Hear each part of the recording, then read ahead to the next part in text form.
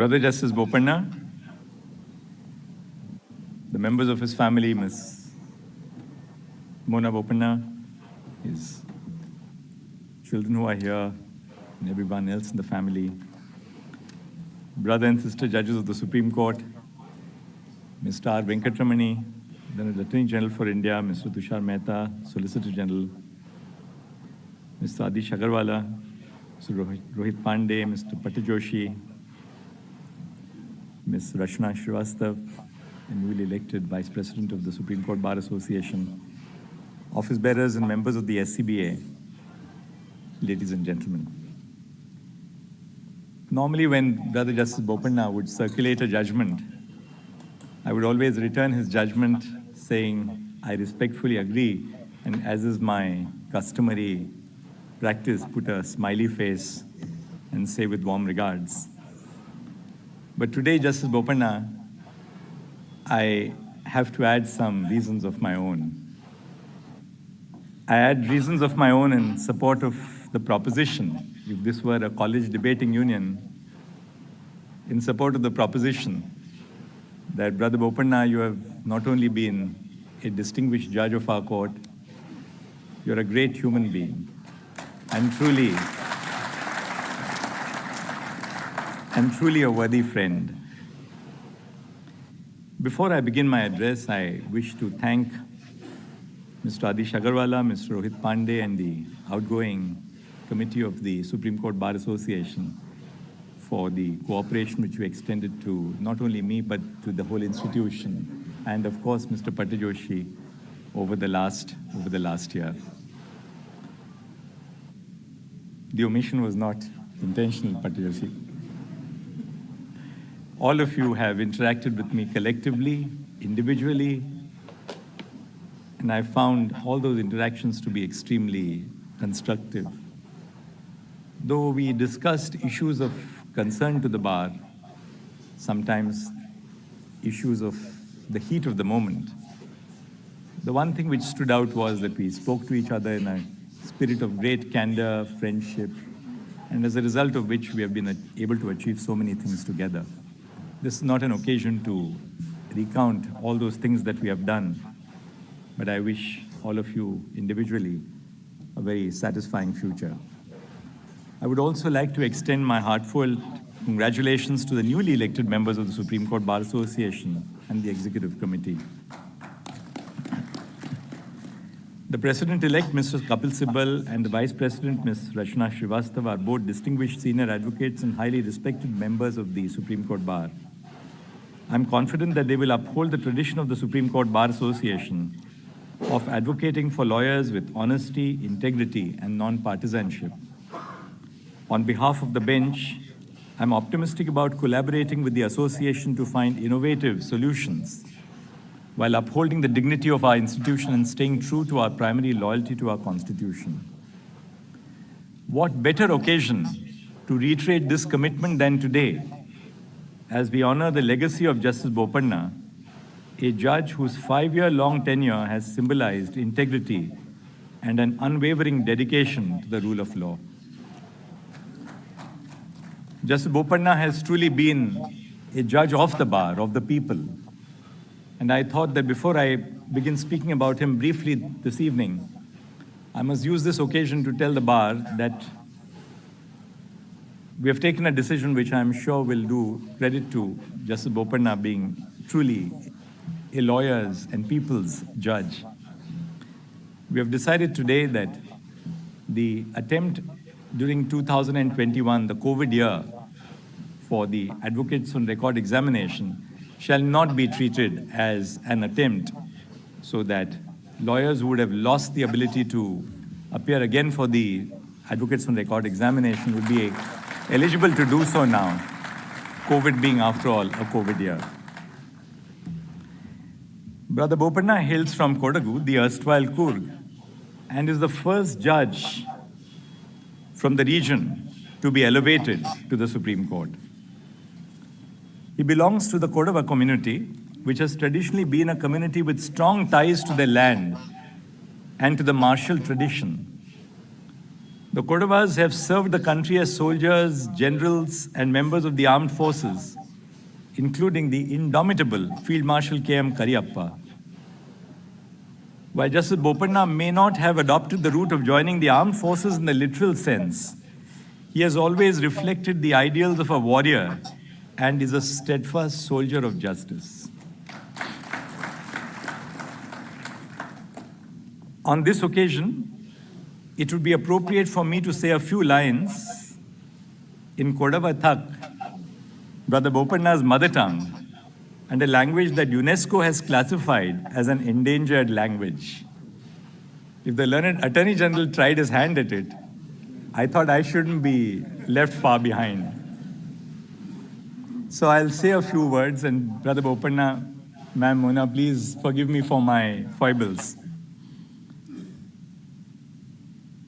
Kavere Mara, Manninal, Puttibanda Kunni Ninga, Kodavada, Kelina, Kona Dabindara, Delhi Kattane, Kodavagat, Veera Paramparayena, Deshak Katira, Nyayanga, Vyavastela, Ninga Nigadade, Ana Motana, Buttitu, Poenadi, Ullira, Ninga Madane Seve, Bharatarata, Nyayanga, Vyavasthela, Ekaneka, Shasvatayappa. To translate this for you, what it means is, Brother Bopanna, you were born in the land of Kaveri Amma, the river Kaveri. You have brought the culture of Kodagu to Delhi. In everything that you have done, you have reflected the brave Kodava culture and tradition.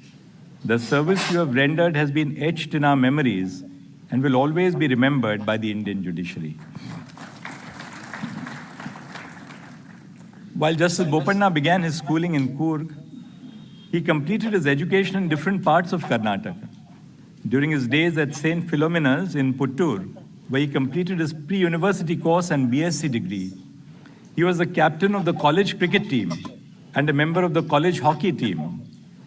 His love for cricket continues to this date, and he can often be found discussing the finer points of the game and following the sport enthusiastically.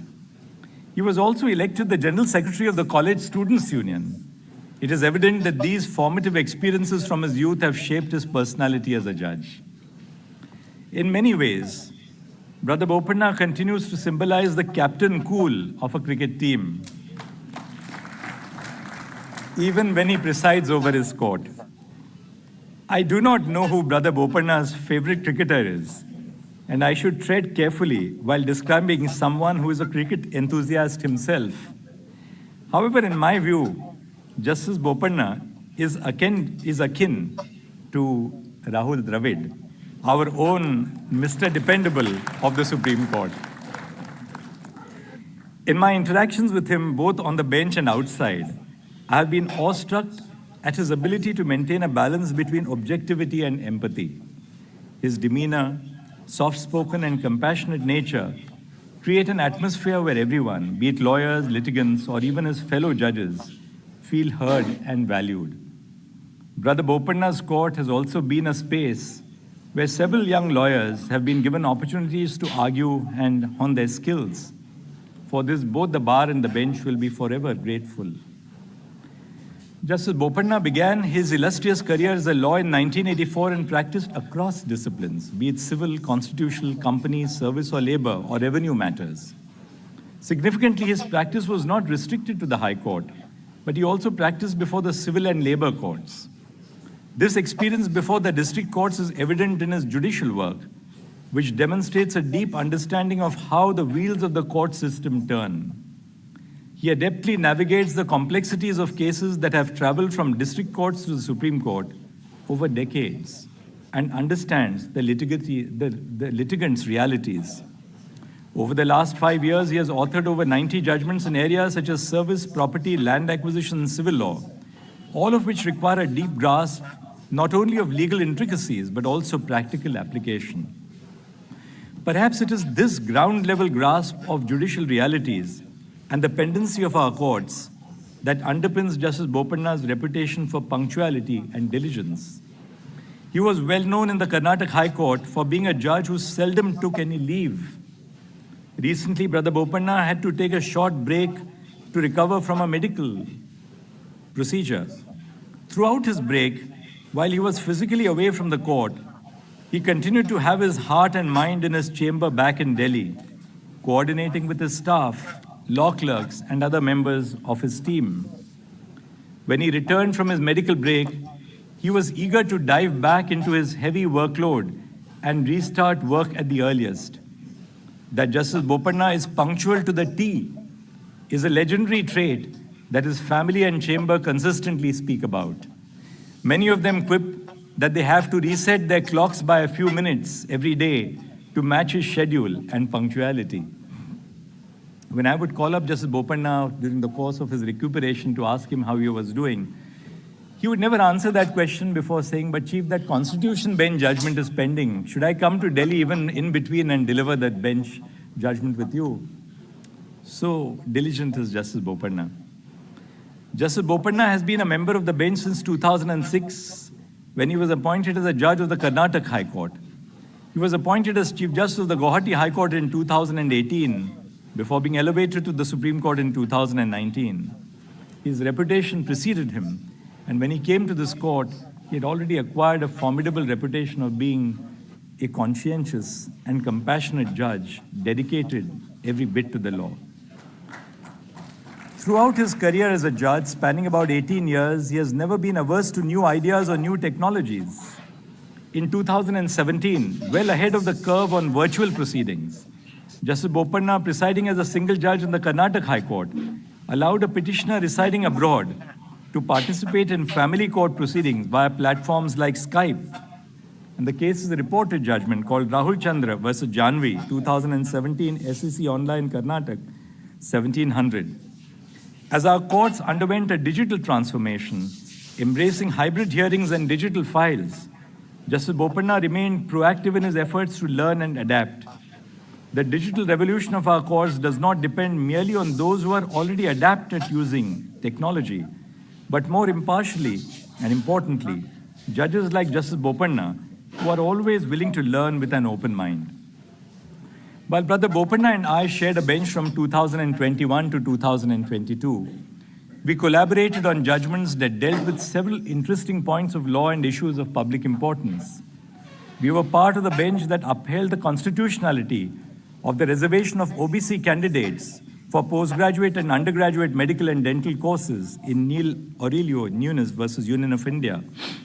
We observed that while an open competitive examination may ensure formal equality, widespread inequalities in access to education results in the deprivation of certain classes who would be unable to fairly compete.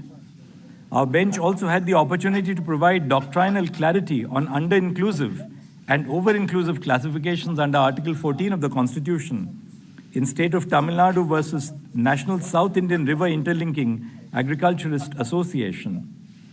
Justice Bopanna was a colleague who not only had a solid grip on the law, but was also incredibly collaborative and collegial.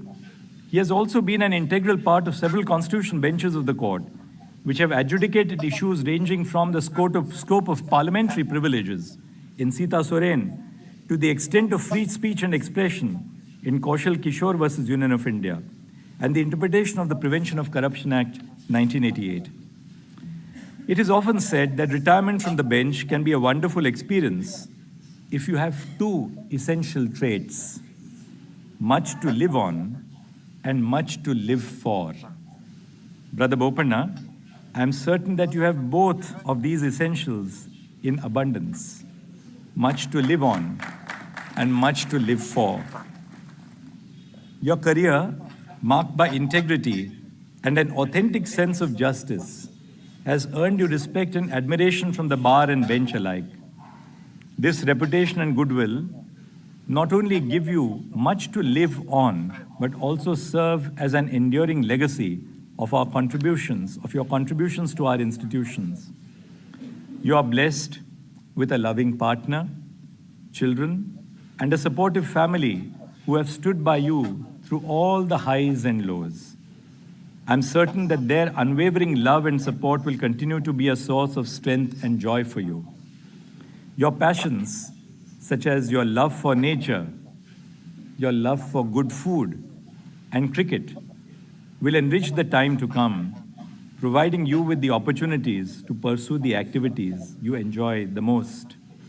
I can share a secret with the members of the bar and my own colleagues that a few months ago, perhaps at a wrong time when he was just recuperating, I had offered Justice Bopanna his choice of tribunals which he could head post-retirement.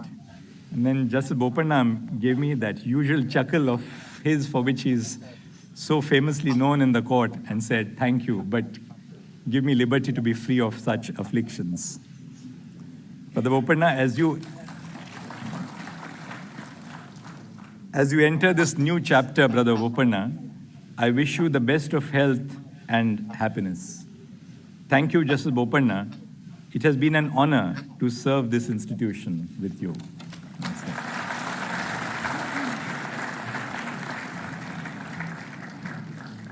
Thank you, sir, for your words.